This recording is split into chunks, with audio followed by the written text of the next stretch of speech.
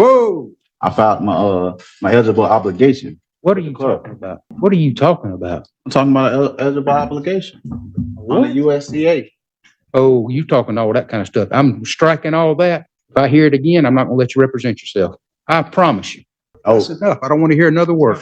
Okay, I'd like to also. Another one? I don't want to hear another word. No, put him out. Put your hands on me like that. Hush.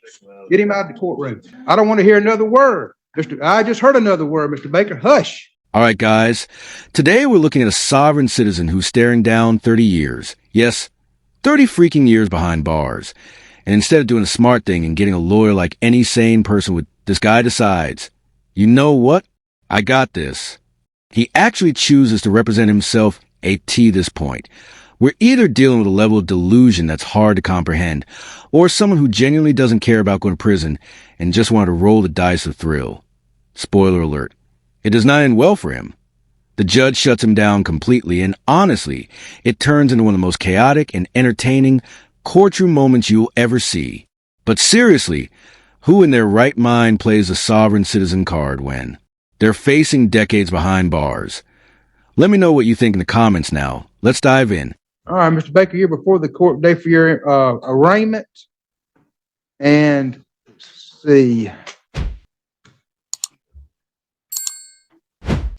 You're not. Have you hired an attorney? No, sir. Do you plan on hiring one? No, sir. Are you going to represent yourself, or do you wish to have the public defender to represent you?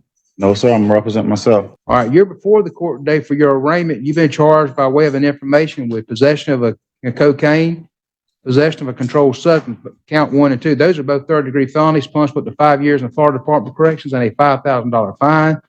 You have a count 3, which is fleeing or attempting to elude high-speed reckless. I believe that should be a second-degree felony, punishable to 15 years in the Florida Department of Corrections and a $10,000 fine.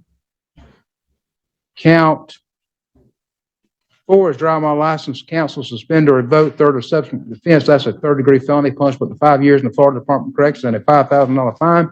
And count 5, possession of marijuana less than 20 grams, which is a first-degree misdemeanor, punishable to 1 year in the county jail and a $1,000 fine. So you're looking at a total of about 30 years in the Florida Department of Corrections if you're convicted of everything and you get the maximum sentence. And you're still wishing to represent yourself? Yes. How do you even look a judge in the eye and say, yes, sir, right after he tells you you're facing 30 years in prison? Like, seriously, I'll never understand these sovereign citizens. I mean, I kind of get trying to pull that nonsense during a traffic stop. Still dumb, but whatever, low stakes. But this guy, he's staring down 3 decades behind bars. And he's still out here acting like the law doesn't apply to him at some point. You got to drop the act and get real. The court doesn't care about your made-up laws or whatever legal fantasy world you think you're living in. Sovereign citizen defenses have failed every single time in actual courtrooms. There's literally case law shutting this stuff down over and over again. Either this guy doesn't know that, or worse, he just doesn't care. It's wild to watch someone potentially throw away their entire future out of pure pride. Like, is he actually trying to outsmart the judge? Or is this just straight up delusion? I honestly can't tell anymore. 30 years is on the line, but he's still playing games. What do you guys think? Is this just a mental spiral, or is he really that far gone? Raise your right hand to be sworn in. Yes, sir.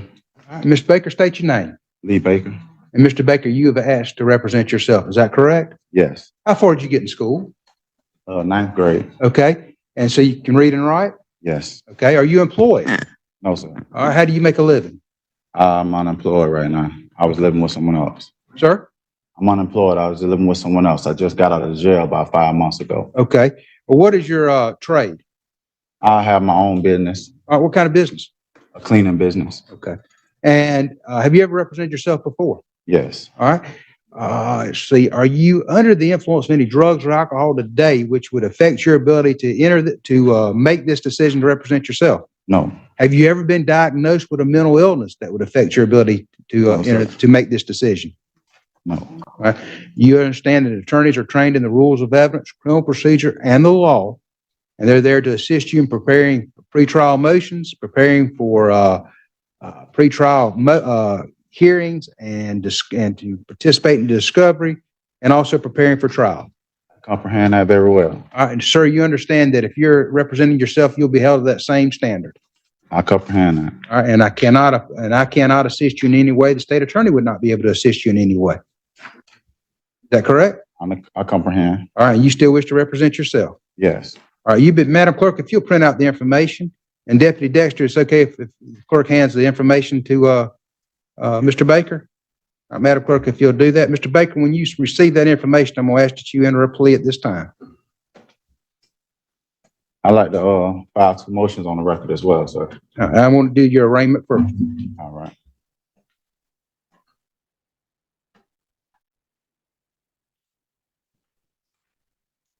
All right, whenever you're ready, you'll let me know and you enter your plea. I enter a plea of not guilty. Okay. All right, you're filing motions. Yes, sir. You have copies for the state. Yes, I do. Okay.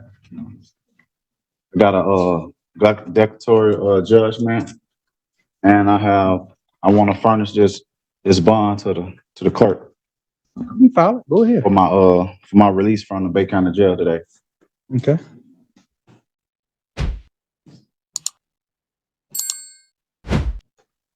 That's declaratory judgment. That's for the clerk only.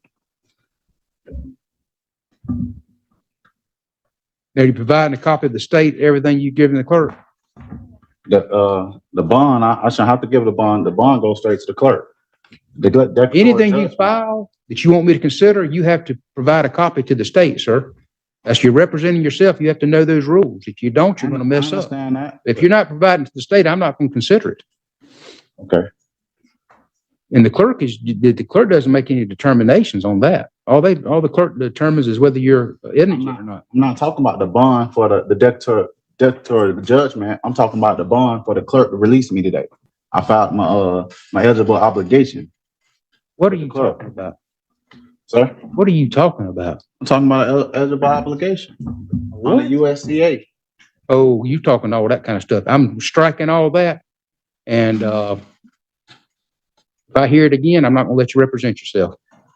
I promise you. So this guy just dropped USA like he knows what he's talking about. For anyone wondering, that stands for United States Code Annotated. It's basically the regular U.S. code, but with extra notes and commentary added by legal publishers. But let's be honest, there's no way this dude actually understands what it means. Sovereign citizens love to name-drop legal-sounding terms like it's some kind of cheat code. They think if they say just the right combination of fancy words, the judge will suddenly go, "Oh, wow, my mistake. You're free to go, sir." Spoiler alert, that's not how the law works. And now he's rambling about some eligible obligation nonsense. That's just another made-up theory where they believe debts, and yes, even criminal charges, can magically disappear like unpaid parking tickets. Courts have shut this down countless times, but here he is acting like he just hacked the legal system at this point. I honestly can't tell. Does he actually believe in this stuff, or is he just trying to confuse the judge long enough to catch a break? He's already entered a not guilty plea. We'll set this for a pre-trial.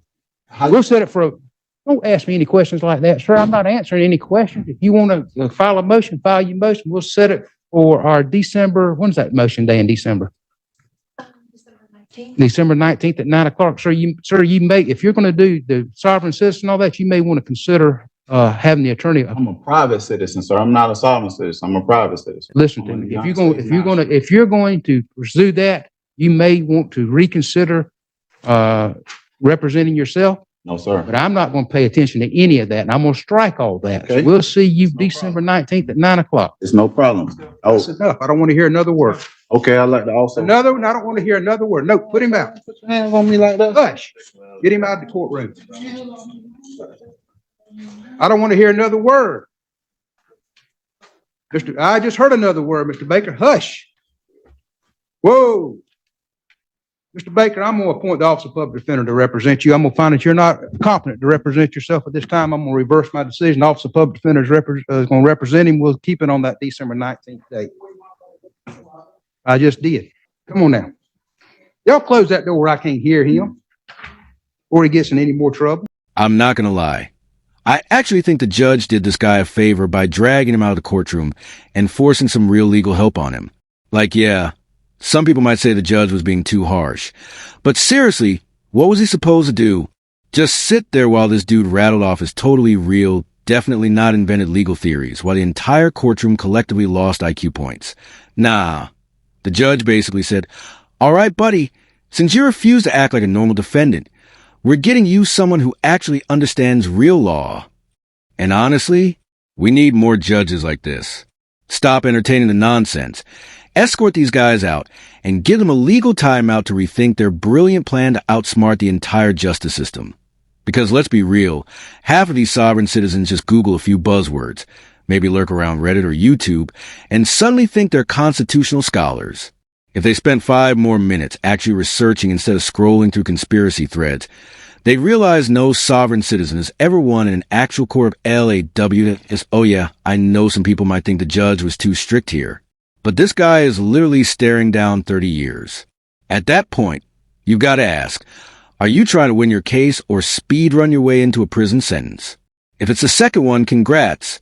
This guy is crushing it. Honestly, I do respect the judge for at least giving him a chance to sit down and reconsider whether he wants to keep playing pretend lawyer. But if I had to guess, this dude's probably going to double down even harder. Anyway, let me know what you think. Did the judge handle this the right way? Or should he have just let the sovereign legal mastermind keep embarrassing himself in front of everyone? If you like the courtroom chaos, make sure to hit like and subscribe for more. Drop your thoughts in the comments. I read them all. But yeah, at this point, sovereign citizens seriously need a wake-up call. I'm honestly tired of explaining jurisdiction over and over again. Thanks for watching. Take care, everyone.